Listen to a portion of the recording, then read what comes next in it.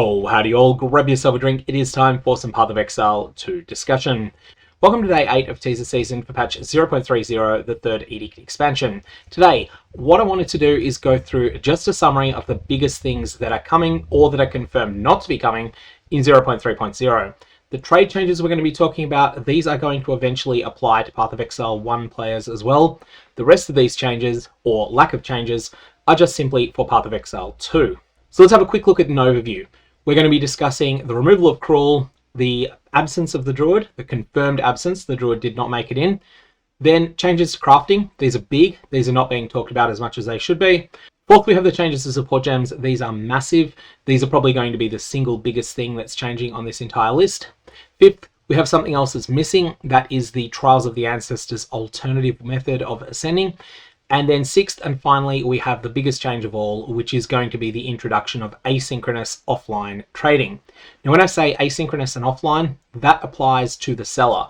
The buyer needs to be logged into the game. They need to go into the seller's hideout, but the seller does not need to be there. The seller can stay in their map and ignore all the communications they're getting. Or alternately, the seller could be asleep with Path of Exile 2 turned completely off. Let's go through each of these in turn, starting with the removal of Cruel difficulty. Now, this is exactly as was discussed in leaked information. Act 3 is going to flow into Act 4. Act 4 is being added in its entirety. Acts 5 and 6 are not ready yet, and what's going to happen instead is that we're going to have 3 micro acts. These little mini acts, or interludes as they're called, these can be done in any order you want.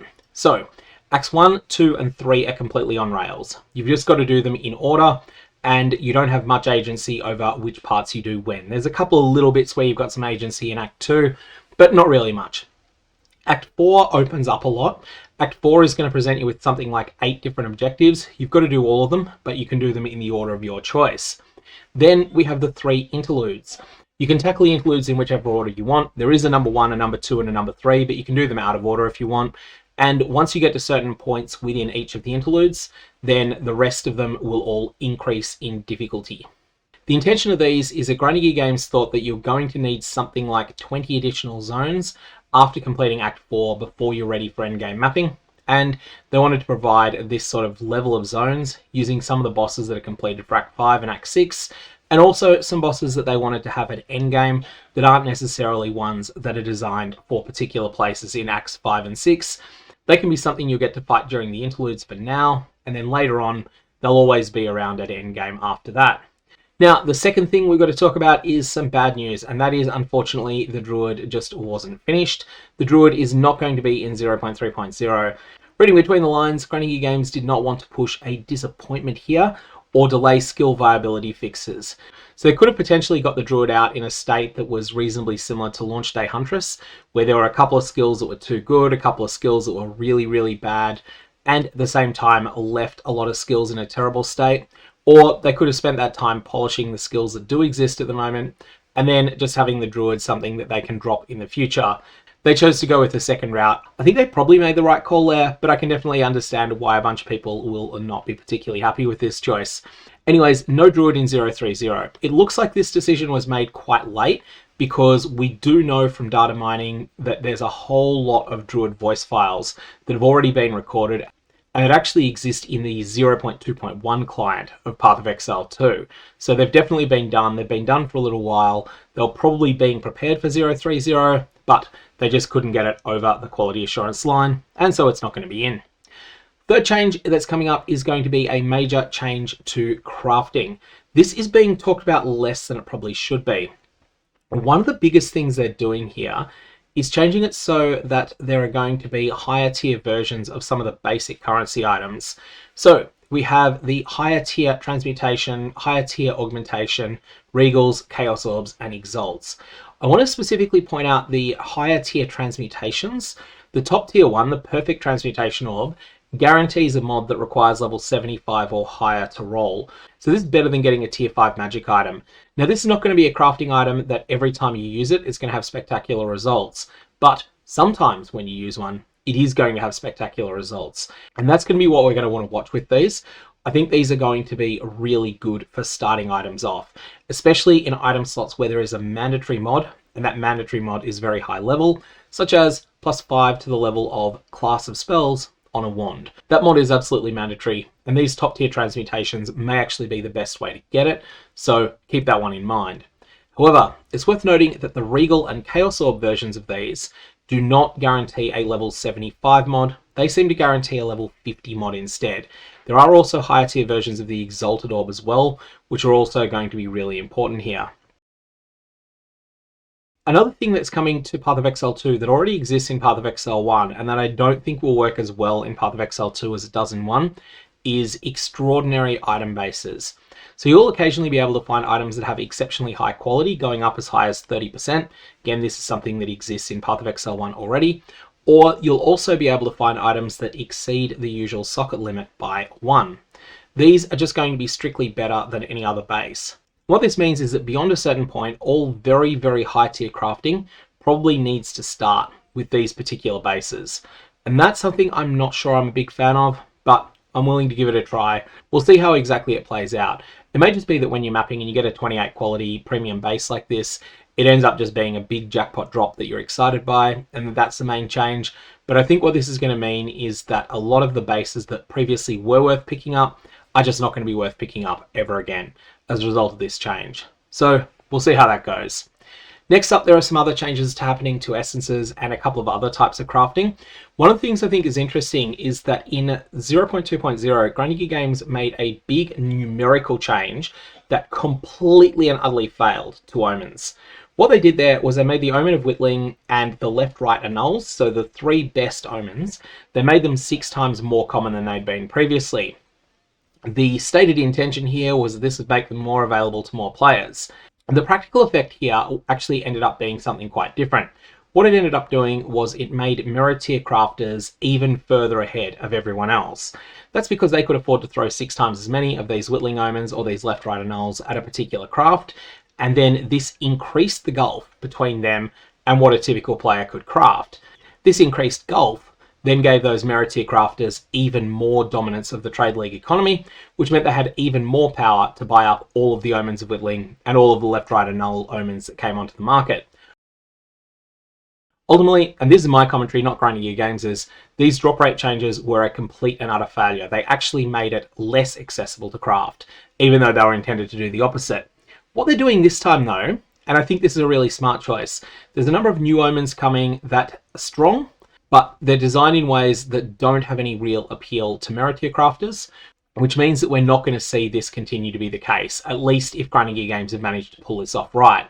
Another thing that they've done, and this actually was more in 0.2.1 than 0.3.0, but it's going to have real flow-on effects now, is they've made a number of changes that are designed at making corrupted items better, and particularly making it so that corrupted items can exceed the power level of mirrored items, which then again reduces the amount of economic power that those mirror tier crafters have, and the capacity of those mirror tier crafters to throw their economic weight around in ways that makes it either uneconomical or impossible for other crafters to compete with them. So I'm hopeful that we'll see some positive things here. For people who've been looking specifically for determinism, determinism is mostly in the essence overhaul, but this determinism comes at a lower power ceiling than you would otherwise get. Definitely the essences look strong. They're also a completely new mechanic now. Every single essence except for the top tier ones is going to function like a Regal Orb. So you're only going to be using one essence on a given item, and you're probably going to start items off using the perfect transmutation and the perfect augmentation orbs, and then you'll use a greater essence on them. Or alternately, if you're earlier in progression, you might just use a greater transmutation followed by a greater augmentation, or even just a classic transmute, classic augmentation, and just hope to get lucky on both. And then at that point, you use one of the lower tiers of essences. There's a lot of options there. There is also a new perfect tier of essence that functions completely differently, but that's something that's beyond the scope of this video and that I don't think is necessarily the biggest change in this patch. Next, we have one of the biggest things around, which is the changes to support gems. Now, this is going to be a very popular change Grinding Games are making here. I'm just not so convinced that it's going to play all that well. What they're doing is they are removing the blanket rule where you can only use one copy of a support gem unless you've got some sort of effect on your character that allows you to bypass that rule. Now, what this sounds like for people at first is just simply, oh wow, we get more choices now. The thing is that this is going to make a bunch of those choices just objectively right, especially while it's the case that there are some damage rejection supports and also some pure damage supports that are just really good. and they're somewhat of an asset on your character. So you're always thinking, okay, I can only use 1 plus 2 projectile support, so I'm going to have to choose what that goes on. Whereas now it's going to go on every projectile gem except for the odd one that it doesn't make sense on. And that is then going to mean that every projectile gem is just going to be designed assuming that your first support gem for it is to go plus 2 projectiles. And so a gem that might have otherwise had 3 projectiles will be like, oh, we want this to have 3 projectiles. Well, we have to put only 1 on the gem because every player is going to use it with additional projectiles. And likewise, the damage supports are going to be the same. Unless the damage supports get nerfed to the point that no one really wants to use them, then they're going to be mandatory. And the skill gem numbers or the monster numbers will just have to be balanced around that.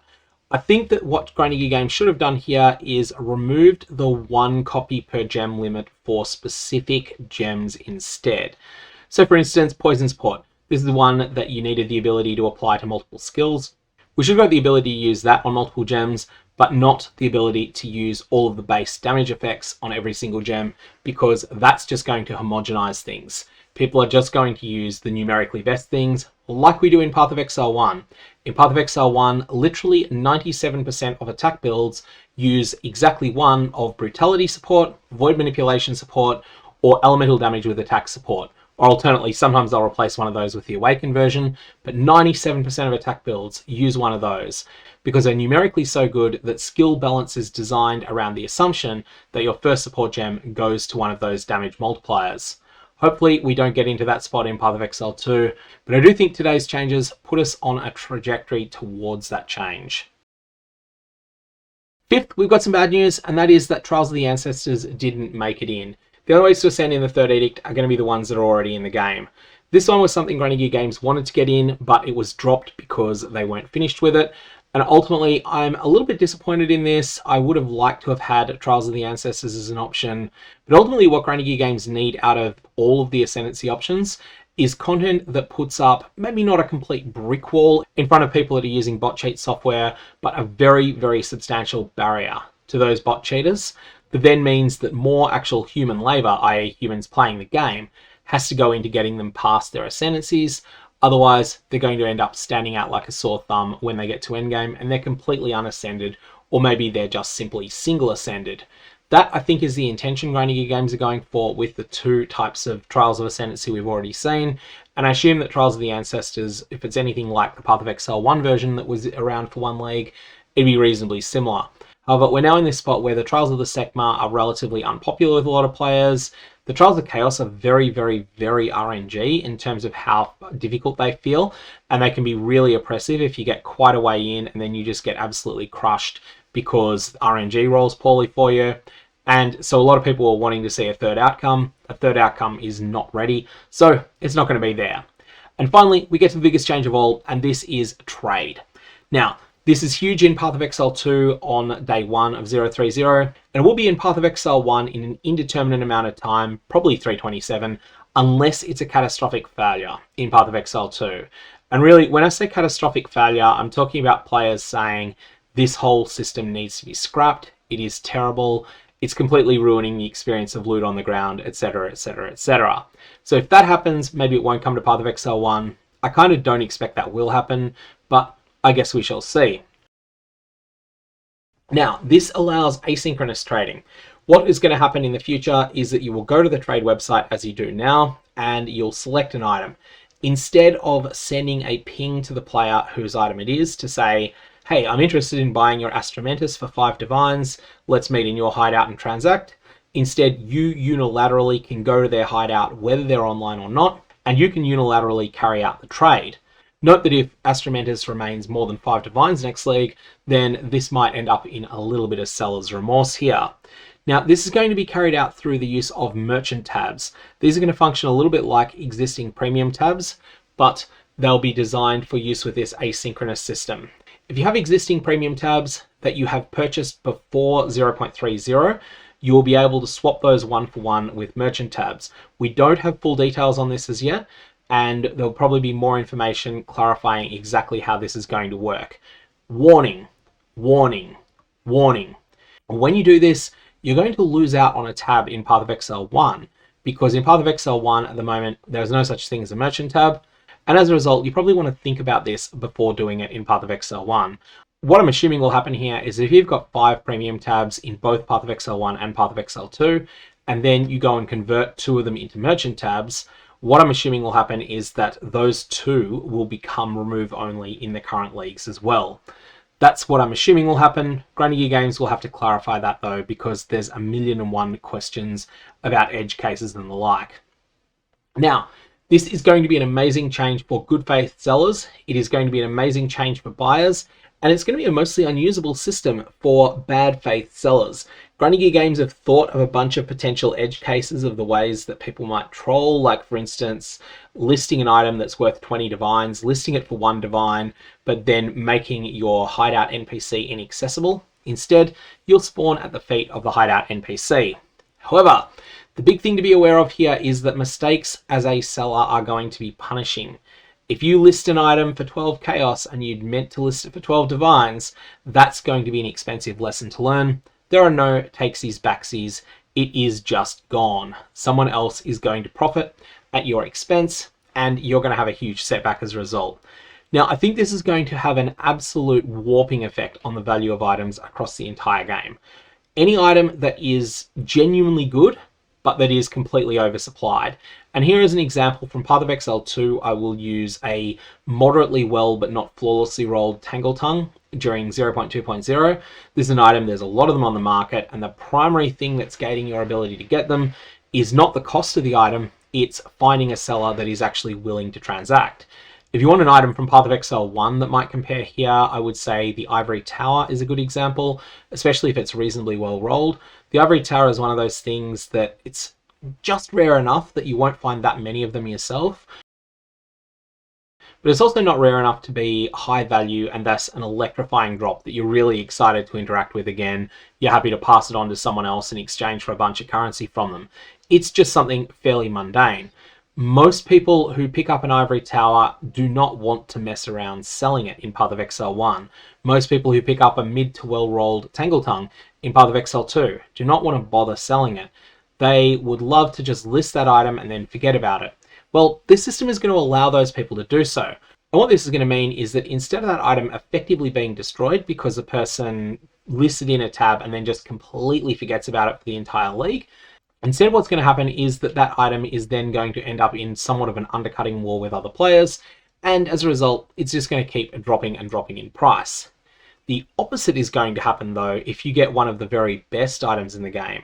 So if you get an Astromantis that's got perfect rolls in Path of Exile 2, then suddenly anyone that wants it and that can afford it can simply impulse buy it. They don't have to interact with you in person in order to make that transaction happen. They can just simply unilaterally do the trade, whether you're online or not, and whether you're acting in good faith by listing it or not. So for items that are somewhat replaceable, I think this is going to cause a collapse in the price of the low and medium end items.